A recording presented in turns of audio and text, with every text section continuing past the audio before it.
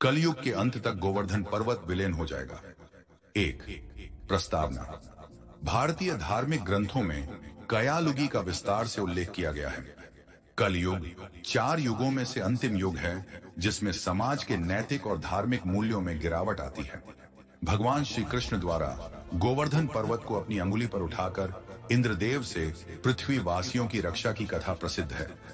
गोवर्धन पर्वत का यह अद्वितीय कार्य एक महत्वपूर्ण धार्मिक घटना है जो दैवीय शक्ति की अभिव्यक्ति और पृथ्वी पर जीवों के संरक्षण का प्रतीक है।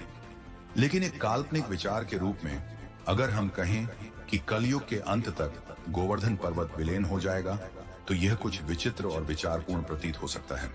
इस विचार में हम न केवल धार्मिक परिप्रेक्ष्य से गोवर्धन पर्वत के महत्व को समझेंगे बल्कि यह भी जानेंगे कि कैसे यह पर्वत भविष्य में एक विलेन के रूप में प्रकट हो सकता है। इसके लिए हमें कुछ प्रमुख धार्मिक, दार्शनिक और वैज्ञानिक दृष्टिकोणों पर विचार करना होगा। 2.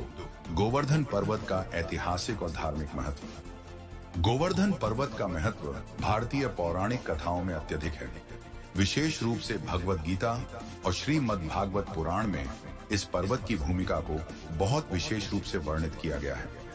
श्री कृष्ण ने जब गोवर्धन पर्वत को अपनी छोटी अंगुली पर उठाकर इंद्रदेव के प्रकोप से गोकुल वासियों को बचाया तो यह घटना उनके दिव्य शक्ति और संरक्षण की अद्वितीय मिसाल बनी। इस घटना को गोवर्धन पूजा के रूप में मनाया जाता है जो खास तौर पर दिवाली के बाद दूसरी तिथि को होती है।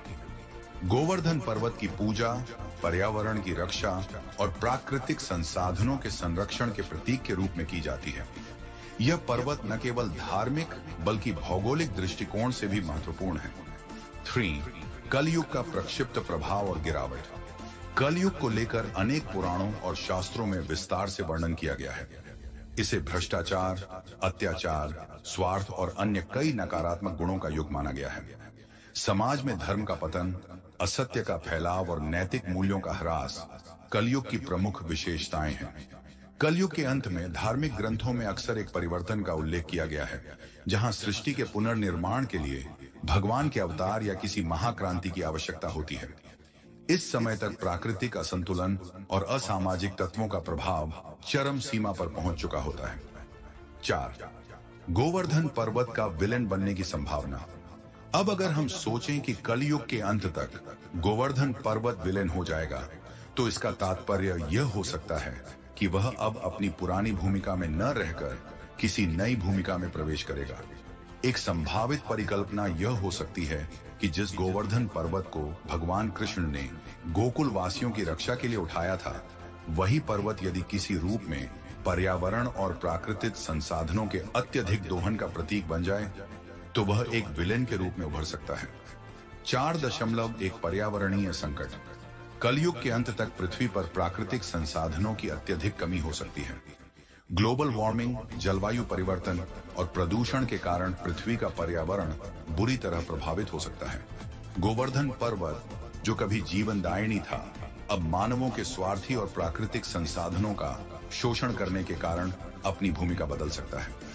यदि गोवर्धन पर्वत की कथा को पर्यावरणीय दृष्टिकोण से देखा जाए तो यह संकेत करता है कि अगर मानवता अपनी प्राकृतिक धरोहरों का ध्यान नहीं रखेगी तो गोवर्धन पर्वत का सकारात्मक प्रभाव समाप्त हो सकता है और वह विलेन के रूप में उभर सकता है।